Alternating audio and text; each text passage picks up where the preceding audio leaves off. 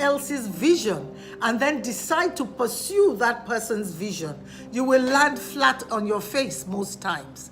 You will land flat on your face. So, as I said, a vision is a picture or idea you have in your mind of yourself, your business, or anything that is going to happen to you in the future. So, no matter who you are, what country or continent you live in or on, or what side of the track you're from, God created you with a specific vision. Vision board specialist. Well, that is it. You understand? That's what Ubong is saying. Yes, because without vision, you perish. And you see, no matter who you are, what continent you are, you live in, or what side of the track you are from, God created you with a specific vision that no one in this world can live but you. It is when you do not understand what you are cut out for, what your vision is, when you do not understand what your dreams are, what your goals are, then you will be operating below optimal level. And what happens? You are going to be unhappy, and you are going to be you'll get into that blame game situation. It's because of this, I'm not like this. It's because of that, I'm not like this. It's because of my background. It's because of my parents. It's because of my mother. It's because of this and that. But let me tell you one thing. It's because you want excuses. Because those who did not have the kind of background that you think would make you achieve your vision, have achieved it. Yes. As I said, a vision is a picture of the future that you have. A picture of the future that you have. I'm going to be walking, because everything that you are, your spirit, soul, and body. Spirit, soul, and body. So we're going to talk about, I'm going to use Habakkuk 2:2. And it is said, and the Lord answered me and said, write the vision and make it plain. Write the vision and make it plain, that he may run that reads it. Write the vision and make it plain, that he may run that reads it. Is the major verse in the Bible when it comes to talk about writing a vision. I always tell people that, you see that Bible, it is the first book of psychology, coaching, everything that you want. It's the manual about everything to do with whatever you need to have in life. I've witnessed many people who get very excited when that verse is quoted. Oh, they get very excited when the teacher or the priest or the pastor is talking about it. They will shout, give a high five to their neighbor, and dance around with great enthusiasm upon the declaration of that word. But you know what? It is sad to report that after hearing this powerful verse proclaimed many times, people still do not make that effort or take the time to write their personal vision about their family, about themselves. Yes, it does sound inspiring and motivating to hear a teacher or preacher proclaim, write the vision and make it plain. But it is another story when it comes to actually writing out and implementing it. That is the problem, because a vision is a dream of your future, of the goals that you want in your future. And if you do not write it down and you say to yourself, oh, I've thought about it, it is okay. Even the computer crashes. Even what you put in the computer crashes. That's why they say back up your system. Back up your system. So it is very imperative that you write your vision down. I've discovered that it takes more than just hearing an inspirational message, reading a book, or attending a weekend seminar about vision. It takes a concentrated effort to take the time to write your vision and an unwavering commitment to implement it.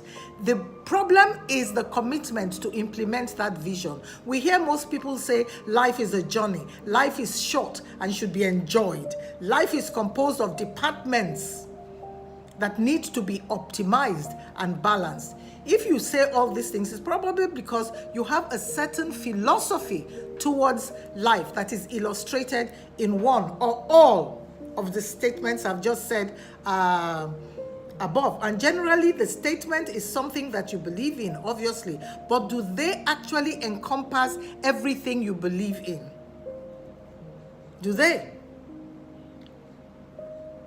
So let me ask you something. When was the last time you took a proverbial step out of your life and looked back in? I always say to people, take that step out. Come out of your immediate environment. Visualize, put it there and come out of it and look back. What do you see? I have something that I normally use when I'm training. What do you see? It tells about perception. It tells about how a group of people could be together in the room and they will visualize something that they are looking at differently. It's what happens in the football pitch. Some people are towards the back, to the side, to the front, and people have come to fisticuffs because what they have seen is different from what their friend is talking about. This one has seen that the striker is the one that has created that mistake. The other party sees the defender, and then they begin to argue, and a football game becomes, a boxing match. Over what? Because of their perception. So I tell people, come out of where you are and look back. Look back. Audit all areas of your life and see how they are tracking against your ideal. You can't just be going on like a zombie. You need to craft your life vision. When you begin working on a life vision, you must first realize that your purpose can vary over time. It can actually vary over time. Different developmental periods or important life transitions could actually deviate it a little bit. Like we say in neuro-linguistic programming, the most flexible is the most powerful. So whilst, you have a vision you've written down, you should be ready to be flexible about it. You need to consider both personal and professional aspects as well as other important areas such as your values and ideals. And very important about your values. Your values will determine how your life turns out, or else you will be tossed to and fro like a rudderless ship on the sea, neither to the left, neither to the right, and once it's like that, once it's going back and forth, it cannot chart a proper course. So these departments, you understand, a life vision is a big picture and has many components that make up what you want your life to be. These departments might include your spiritual connections, your family and friends, health and wellness, mental state, emotional and personal growth, love and relationships, career, finance and business. And also don't forget the things that bring you enjoyment. People go after their goals and forget that enjoying your life is part of it. Enjoying your life is part of it. So I'm going to talk about 7 keys to unlocking the power of your vision. As it said in Habakkuk, there are 7 keys in there that equip and empower you to unlock the power of your vision. The 7 keys are: vision is revealed to the person in position to listen. Number 1 key, vision is revealed to the person that is in a position to listen. Vision must be written down. Number 2, vision must be plain. No verbose language, must be plain. Vision must be posted. Vision overcomes obstacles. Vision will manifest itself in God's time. In God's time, and because God's time is you time, is me time, He wants the best for you, it will manifest. Vision must be lived by faith. Boss lady, how are you? House of Poshman, how are you? Okay. I haven't seen you, boss lady. Yes, you were not there last week. So it's you that was not there. You understand? So let's go because I don't want to waste time today. Number 1, vision is revealed to the person in position to listen. How do you make this happen? First, in order for you to unlock the power of your vision, you must be able to get alone with yourself and get alone with God. I told you I'm going to use the God factor, the spirit, soul, and body today. You understand? Most people leave that out sometimes, and I'm going to use the God factor today. How do you make it happen? First, in order for you to unlock the power of your vision, you must get alone with yourself and with God to listen for his directions. Remember, I said everything you are, everything you need, you already have. Everything you want to happen has already been proclaimed in the spiritual. It's for you now to know who you are, what you are, and, clench onto it, to believe in yourself. That is what many people are not able. This place that you want to separate yourself could be in your room, the living room, when everybody has gone to bed, early morning walk if it's possible, if you are in an estate, or a quiet place in the park, within the estate if you are lucky enough, or in any country they have parks, but you need to be careful because the world is becoming quite dangerous now. And going out very early in the morning, a lot of nasty things happen. So be sensible, be wise when you want to have that quiet time, because that time must be uninterrupted. That quiet time with you must be uninterrupted. Put away your mobile device. This mobile phone has become, an addiction.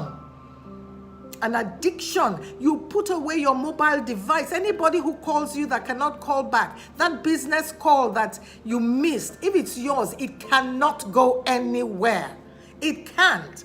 Believe me, I've had a lot of, experience in believing in yourself and not allowing fear to take control of what is already inside of you, what is already waiting to be made manifest. It may not be on the podium that you want it to be made manifest, because you see, the God factor comes in and states exactly where he wants you to go, because whatever you do in life, there are people waiting to be part of it. Whatever business you are in, there are people waiting to be a part of that business. There are people that depend on that business to be made manifest for them to be able to look after themselves. There are people that God has prepared you to be able to deposit everything that you have learned in life, the good, the bad, and the ugly, and what you are still learning. The God factor will position you sometimes at the highest pinnacle because you are supposed to make an impact there. Now, if you go to that highest pinnacle and you don't make an impact because you've forgotten what your mission is, you will never have peace. Anyway, back to, I always deviate. I always go like that. I always will bring in, the emotional side. I will bring in the attitude and behavioral side, because that is what makes the world go round and round. And Harvard has said it. I keep saying it. 85% of what you need to be successful in life is the power of your attitude and behavior, your soft skills, and that is what I'm all about. The technical skills, let the other people look after that. Soft skills, how you can be a success. So your time alone with God must be uninterrupted. Your time alone with you must be uninterrupted. So again, if you cannot be able to find that time alone, then you can try to go to a vision board workshop or retreat. But you would have already got some certain things in place before you now come and pour it out. Number 2, that vision must be written down. After you have spent time seeking God, write down in explicit details what he reveals to you, because you don't go before, you don't have your quiet time or your strategy sessions, because even at the strategy sessions in corporate organizations or your business, that time that you set apart to strategize, to analyze, to put structures in place, you do need quiet to be able to download all the vision, the goals, the dreams that will be given to you regarding your organization, regarding the organization that you are in. It's not an empty situation. Your energy that is receiving. So write it, and whatever you are writing, write it in the present tense. It must be in the present tense, as though it has already happened. It shouldn't be in the past tense. That is why we're always facing forward. When you look back, most times you make a mistake. After you have spent time seeking God, write down in explicit details what He has revealed to you. A written vision, listen to this. A written vision gives you the correct directions and coordinates you need to follow through to get your desired destination. A vision is your journey to the future. So writing it down will give you the correct directions and coordinates you need to follow through to get to your desired destination. It gives you the inspiration and motivation you need to push through life's toughest challenges. Because when you have written it down in the present tense, when things come at you, that is what is going to, make you stand. That is why the vision board is critical, is crucial. Because when you feel low, you look at the vision board right in front of you, and there will be something there that will tell you, no, this is what you have said is going to happen.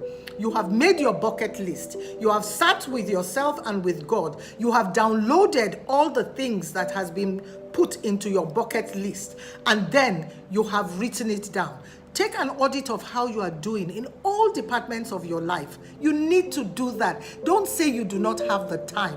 Do not allow time to control you, because when you say you do not have the time, then you are lacking in control of time, because there is time for that which you deem important. When you are trying to cut corners, then that is when you say, no, I'll do that later, or I'll get it all together. Take an audit of all your life's departments: your health and wellness, your mental, emotional, personal growth, family, friends, love and relationships, your spiritual connection, which is the basis of what I'm talking about now, your finance, your business, and fun.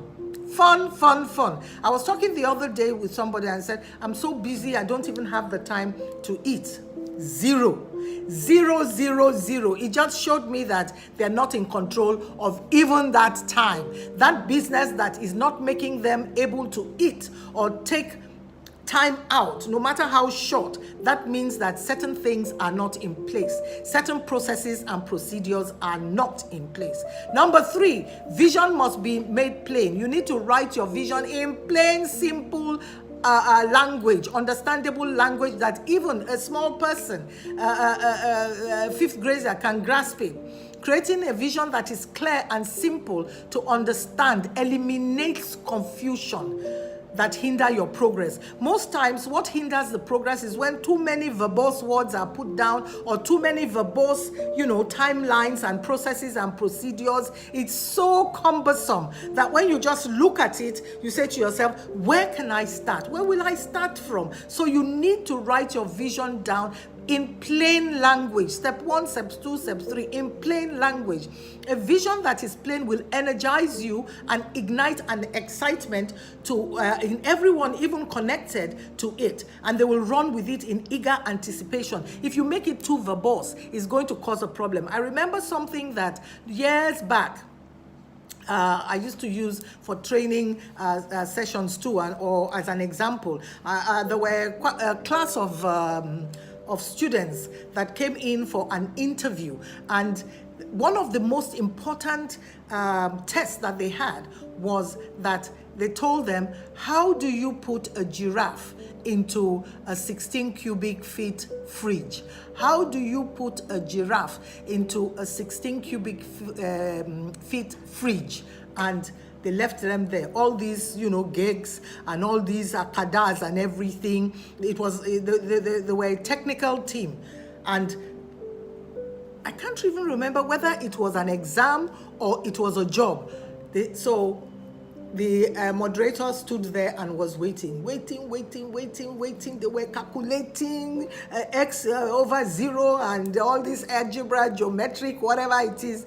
And then after a while, one person finished up and put his pen down and just left it there. They calculated. Finally, they now brought it out. And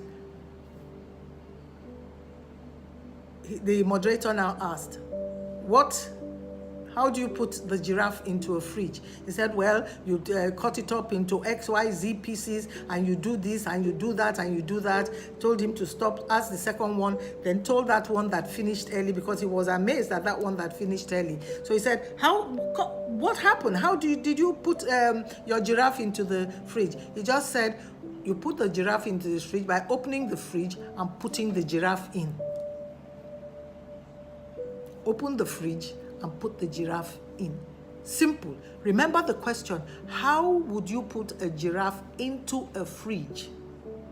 Into a fridge. He didn't say, how would you get, I think they said a giraffe is about 9 feet, elongated. How would you get a 9-foot giraffe into a 16 cubic feet? He said, how do you put a giraffe into a fridge? And the guy just said, you open it and you put the giraffe inside. Now, it doesn't matter whether the giraffe cannot fit in, but at least he tried to put it in, and he got the highest marks. Sometimes we overcomplicate our lives. Sometimes we analyze so much that we get ourselves stressed up. Life is not that complicated. C'est pas compliqué, as they say. It's not that complicated. You understand? Life is not, and that is what, we make things so complicated, we give ourselves headaches. And once your emotions are all tossed up and jumbled up, your emotions, negative emotions, result in negative things happening within you: headache, backache, strain on your neck, your shoulder, your back, everywhere that there is a joint, there is a problem, headaches. Life is plain and simple. Do you understand? Creating a vision that is clear and simple eliminates confusion that can hinder your progress. That's number 3. Then, before I finish, not only will you put it down, you must visualize it. You see, I talk about visualization. Each of the areas you have put down, you must actually believe that what you have put down has happened, is possible.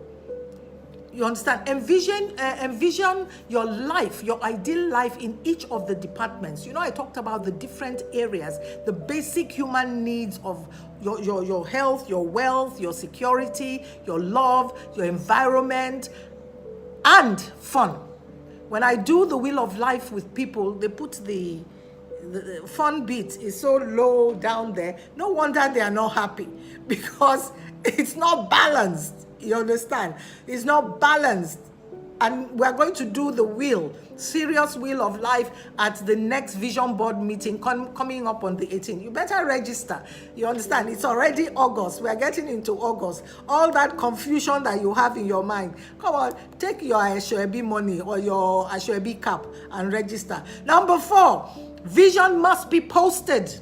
Once you have written your vision and made it plain, now it is time to post it so that everyone connected with it can read it. Your posted vision statements is your constant reminder of what is possible in your life. Your posted vision statement is what you put on your vision board. You actually put it there so that you can see it.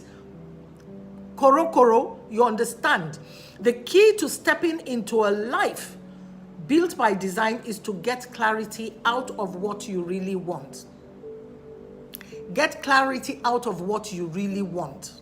So putting it, posting it, putting it, writing it down, getting pictures that will, simulate what you want is a constant reminder of what is possible in your life, your family, your relationship, the direction you should take. It becomes your motivator to overcome life's constant discouragements, distractions, and disappointment that comes against you all the time. You make a vision, it wants to come against you, so you will stand. You will stand and say, it is possible, because you are not only going to put it down, you will need to overcome certain things. So the key to stepping into a life built by design is to get clarity, as I said, on what you really want. If you don't get clarity, you are not going to get anywhere. I'm a clarity person. You must clarify what you want. Don't come and give me highfalutin dreams and putting things there. How are you going to make it happen? Because you not only visualize it, you not only articulate it, identify it, visualize it, you understand? Yes, Yinka, I will listen to you.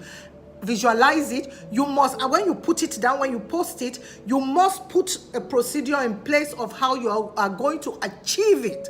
And that is where goal setting comes in, where you now break it up into manageable pieces so it doesn't become cumbersome. Because when the process becomes cumbersome, as I said, let it be plain, it puts you off. Procrastination comes in, fear comes in, and then you keep postponing it. And I've been through that.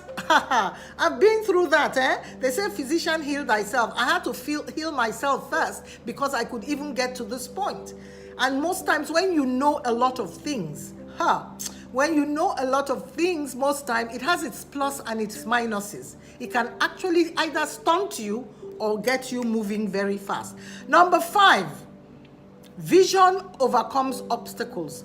Let me tell you something. Do not think because God gives you a clear vision that everything is going to be smooth sailing. You are going to encounter some steep challenges and you will hit some unforeseeable turbulence. Yes, nothing comes easy in life. But a vision from God gives you the strength. Once you know that you know that you know, because when you sit and you begin to strategize and you begin to, realistically, I use the T grow, where we're realistically looking at everything, the opportunities, the threats, the way forward, the strengths, the weaknesses, and you have looked at it strategically, you will definitely have that confidence you need, because God would give you the strength and courage to pursue it with an aggressive offensive attack. Because sometimes you need to be aggressive when you are pursuing your dreams. Because when it comes, especially people and their mouth, when they see you sometimes, the ones that will tell you it is not possible, this thing that you are doing, oh boy, go and take something else, it's not possible. How can you be dreaming big like this when you don't even have the basis or whatever it is? Or you this woman, a friend will tell you, Amma, it's not possible now. A woman cannot get there. Who says? Who says? You are the limitation of your progress. You are the only one who can limit your progress. And even if you get to the highest pinnacle, a lot of people who have gotten to the highest pinnacle and they hang on tight and don't want to leave and are so scared about younger people coming up there, is because they have no vision of what they will do when they are getting to semi-retirement or retirement point. They don't know what to do. They were good in what they were doing, but they just go blank as to the next step, and they become afraid of how their life will be. They need to come to vision board meetings so that we'll be able to articulate it, or get a coach so that they will help you articulate life after a position or life after your business. That's why even if it's your business, some people hang on to, they don't let the reins go. They micromanage up to the top. They won't let it go. And when you do that, sometimes the sustainability of that business, you jeopardize it. That's another thing. So a vision from God gives you the strength and courage to pursue what you have and overcome any kind of obstacle. Some of the obstacles may be your belief system too, and paradigms that have been following you, blocking you. So unlocking the belief system and the paradigms that are holding you back is also where the magic happens. You need to understand what your belief system is.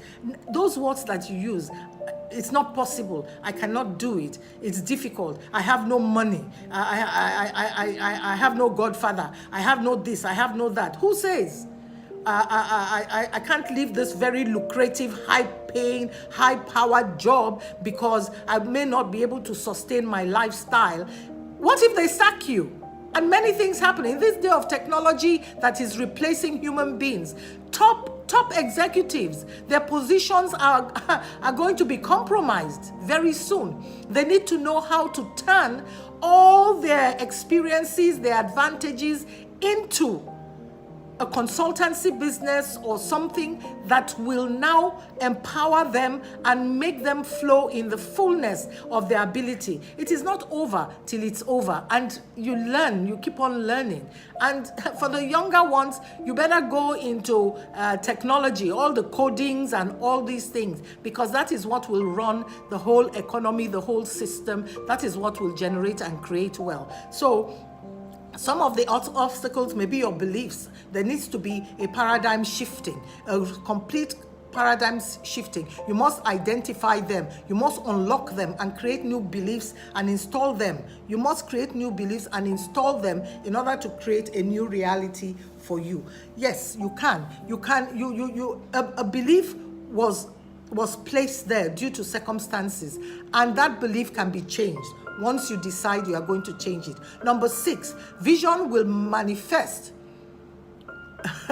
Kiki says, please can you repeat number 1 and number 2? Okay, I will try to. But you know that you can listen to this till tomorrow. Vision will manifest itself in God's time. What do I need? Please do not rush your vision. Look, there is a process to everything in life. There is a process. That's why I said initially, when you put down what you need, you now have to map out the processes, the timelines to be able to get, and at each point you look at it. If you need to shift back a little or shift forward, you need to do all of that. But if you want to jump from the first step to the 7th step, you will crash land. Straight, you will crash land back there. There is a process. It's like a little child. There is a process from birth, and you see how they grow and grow and grow. There is a process to what happens to you even after you've been hurt badly by anybody. When you know that you do yourself a great injustice if you hold on to that hurt. Someone needs to show you the process to come out of that pain and then bloom into who you are supposed to be before that person came into your life, or before that person duped you, because there is always a solution to everything. Be patient. When you make your own plans to manifest your own vision, you force those plans into your own timeline and can possibly delay or detour your destiny. You know, we have come into a lifestyle where everything has to be now, sharp. And that sharp has caused us great problems. The nations where they go through due process, you find that there's sustainability. There is, rooted foundation that carries up whatever it is that they are doing.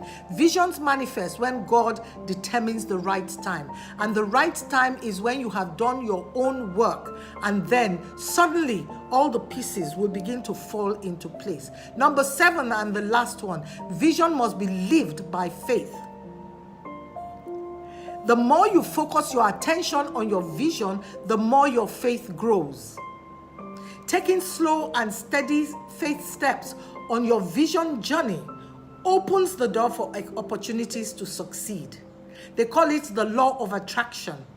The energy that you exude, you see, calling into being what is not as if it were is not nonsense talk. You see, the law of attraction, just saying, I'm going to get this without doing anything about it. You fool yourself. You sit down at home and say, I know that one day I'm going to be rich, or I know that this XYZ and everything. You will sit down there till you starve. You understand? But the door for opportunities will come to you when you take steady steps. Your processes, your procedures, you take it step by step, because you've done it very well on your vision journey. Your vision journey, your destination journey opens the door to opportunities. And as you are taking those steps, the energy flow into the universe will attract what you require to get to the next level. God will position all of that. Once you begin to take the first step, when you look at all the miracles in the Bible, everything that was done, faith, the first step was taken into the River Jordan, into the Red Sea, into the wilderness. Faith, the first step must be taken for you to get to where you are going. Faith will lead you courageously to move forward in following your promised path. that leads to vision success. So if you implement these 7 keys, I tell you, I've used them. If you implement these 7 keys, your vision will powerfully impact in your life, your family, and everyone connected to you. Remember what I said earlier on. Whatever your vision is, there are people connected to that vision. There are people either connected to make that vision happen, or people who need to be a part of that vision, the residual of that vision, to carry on in what they are doing, either to sustain their family, to sustain themselves, or create another multiple level vision. So your vision is not for you alone. It is to activate a continuity. That is what life is all about. So that is it for you this evening. The 7 keys to unlocking your personal vision. So, what was it you were going to talk about, Kemi Adeosun? I will repeat it just like somebody said. The 7 keys are: vision is revealed to the person in position to listen. Vision must be written down. Vision must be plain. Vision must be posted. Vision overcomes obstacles. Vision will manifest itself in God's time. Vision must be lived by faith. Kemi said, does it mean I cannot forge my vision towards what I have seen in someone else? E.g., like a mentor or someone who already has walked the path of a vision I envisage. Yes, you can work, because when somebody is doing something, it can be duplicated, but it must be duplicated according to your own path, according to your own destiny. You cannot replicate somebody else's vision. You can have a mentor because you are supposed to have a mentor. What I'm doing now is mentorship. What I'm doing now is giving you what I have so that you can replicate it to doing what you have to do. So you can look at a mentor, you can look at somebody and says, what that person is doing, I would like to do it. So what you do is watch that person, how that person does it, how that person, the books that person probably may have, the videos, the CDs, or if possible, you become an intern within that organization, or a volunteer within that organization, but you already know your own destiny. You already know your own destiny. You already know your own chosen path. Or else you will be going left and right and trying to duplicate what somebody else has done rather than putting your own mark on it. Have I explained it? Have I explained it? You must have a mentor. You must look around you. Look around you. There's so many things, so many oil companies, so many marketing companies, so many sales companies, so many Mrs. D kind of motivational, inspirational trainer, facilitator, knocking it into your head that is in you. There are so many, but you must create your own brand. You must brand whatever it is that you are doing.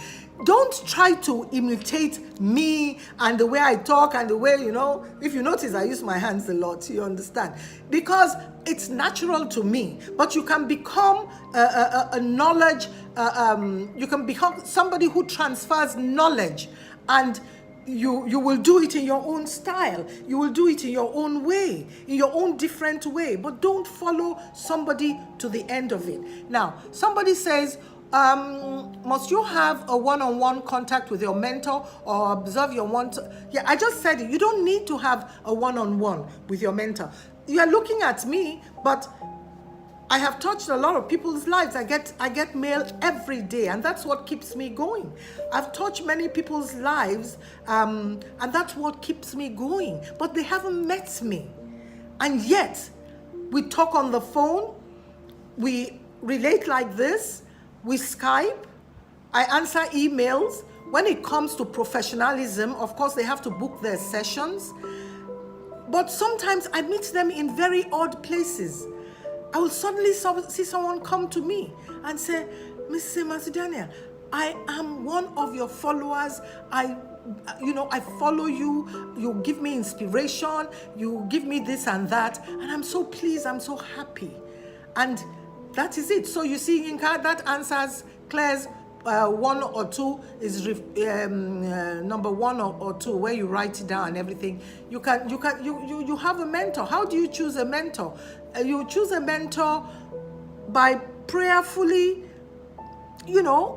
asking God to lead you to the right person. Because if you do not go to the right mentor or follow the right person, you could derail.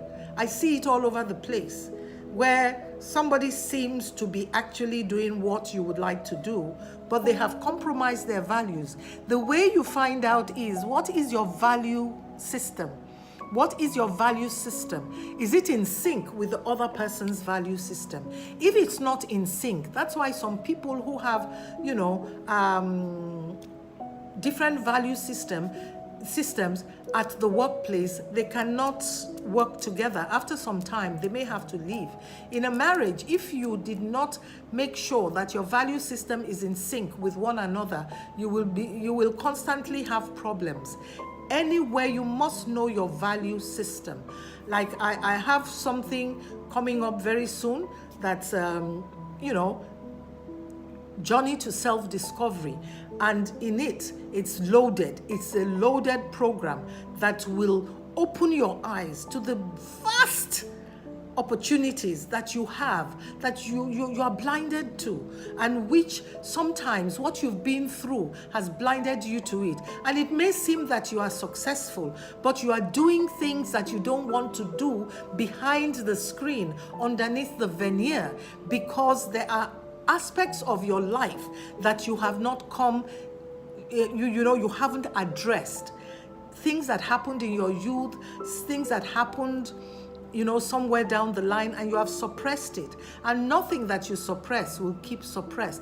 It will keep coming up. And that's why sometimes some men have serial relationships, some women behave in certain ways, some children behave in certain ways. I had I'm having a session now with a young lady who has a problem with self-esteem, lack of confidence and everything. And by the time we started, it was traced back to something that happened when she was 6 between herself and her mother, and how the mother made her feel so small because didn't allow her to do certain things. And from that point, she became a people pleaser. She tried to just please people by bending over backwards, by doing things for them. And that is where a lot of things happen from. So thank you very much for this wonderful time with you. I have overstayed my welcome because I wanted to make it 40 minutes sharp. So I wish you all the best for the remaining week. Please go back to this live recording. It will stay on till 7 p.m. tomorrow. If you want the transcript, I've always said, if you want the transcript of anything that I talk about, then you should send me an email, connectwithlila@gmail.com. connectwithlila@gmail.com.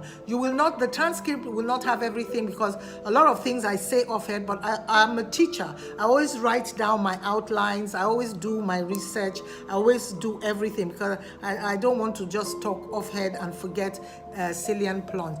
So I hope that you have a wonderful evening. I hope you have a wonderful end of month of July, because the next time I'm going to talk to you will be in August. So you stay blessed and God be with you. Remember, you are the captain of your ship.